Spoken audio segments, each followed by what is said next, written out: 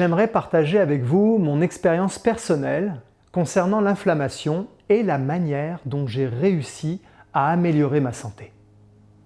Au fil des années, à partir de la quarantaine, mon corps commençait à me faire souffrir.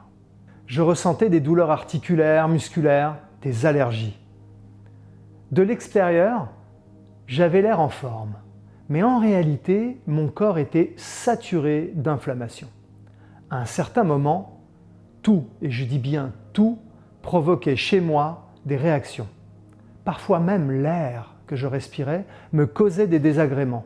Mes yeux étaient irrités, nez bouché, et j'avais même l'impression que mon cerveau était congestionné, m'empêchant de réfléchir normalement, vraiment. Ces allergies et intolérances rendaient les choses simples de la vie quotidienne difficiles. Il était impératif que je trouve une solution, que je comprenne pourquoi si jeune, j'éprouvais déjà tant de difficultés à fonctionner tant physiquement que mentalement. C'est ainsi que j'ai commencé à pratiquer les bains froids presque tous les jours et cela a vraiment bien fonctionné. J'ai réussi à faire baisser considérablement mes inflammations, ce qui a eu un effet magique.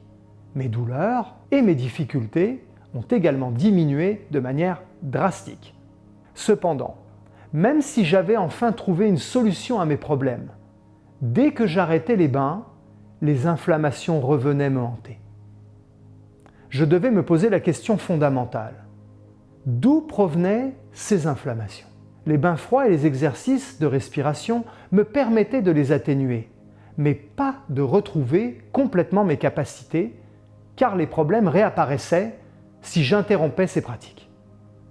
J'ai donc consulté mon excellent médecin de famille, mais à part me prescrire des antihistaminiques et d'autres médicaments, il n'arrivait pas à endiguer le problème.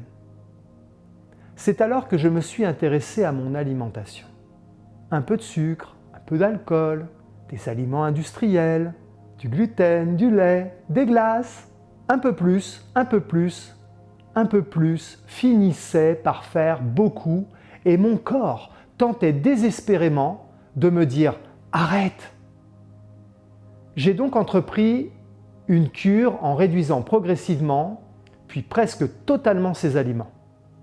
Ainsi, en adoptant une alimentation saine et avec l'aide des bains froids, je me sens vraiment mieux aujourd'hui et j'ai même le sentiment de gérer pleinement ma santé.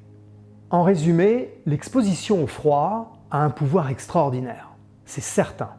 Mais il est également essentiel de trouver la source du problème. Sinon, on avance de 2 pas, mais on recule toujours d'1 pas. Parlons maintenant de l'inflammation et de son impact sur notre santé.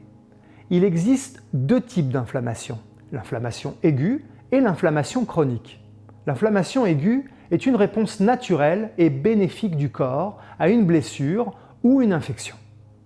Elle est de courte durée et aide à éliminer les agents pathogènes ou à réparer les tissus endommagés. L'inflammation chronique, en revanche, est une inflammation de longue durée qui persiste dans le corps. Elle peut être causée par divers facteurs, tels que une alimentation inadaptée, le stress, un mode de vie sédentaire ou des maladies sous-jacentes. Les recherches montrent que les inflammations chroniques sont fortement associées au risque de décès prématuré et à la perte des fonctions cognitives. Elles peuvent contribuer au développement de maladies cardiovasculaires, de diabète, d'arthrite, de maladies neurodégénératives et même de certains cancers. La noradrénaline et le cortisol sont des hormones qui jouent un rôle complexe dans notre corps. La noradrénaline agit comme un agent anti-inflammatoire, en régulant la réponse immunitaire et en réduisant la production de certaines cytokines pro-inflammatoires. Le cortisol, souvent appelé hormone du stress, a également des propriétés anti-inflammatoires. En situation normale, il aide à contrôler l'inflammation en régulant la réponse immunitaire. Cependant, un excès de cortisol dû à un stress chronique peut avoir des effets néfastes et contribuer à l'inflammation. L'exposition au froid peut aider à combattre les inflammations chroniques. en stimulant la production de noradrénaline. Le froid contribue à réduire l'inflammation dans le corps. De plus, le froid peut moduler l'activité de certaines protéines et cytokines impliquées dans le processus inflammatoire. NF-κB est une protéine qui joue un rôle crucial dans la régulation de la réponse inflammatoire. Son activation peut conduire à la production de cytokines pro-inflammatoires. IL-6 et IL-8 sont des cytokines pro-inflammatoires qui favorisent l'inflammation et peuvent contribuer aux symptômes associés. IL-10 est une cytokine anti-inflammatoire qui aide à réguler la réponse immunitaire et à réduire l'inflammation. L'exposition au froid peut influencer l'équilibre entre ces cytokines en diminuant les niveaux de cytokines pro-inflammatoires comme IL-6 et IL-8 et en augmentant les cytokines anti-inflammatoires comme IL-10. Cela contribue à réduire l'inflammation systémique dans le corps. L'inflammation chronique est un problème de santé majeur qui peut avoir des conséquences graves sur notre bien-être physique et mental. Mon expérience personnelle m'a montré que l'exposition au froid, combinée à une alimentation saine, peut être une stratégie efficace pour diminuer l'inflammation et renforcer le système immunitaire. Il est important de chercher la source de nos problèmes de santé et de prendre des mesures holistiques pour y remédier.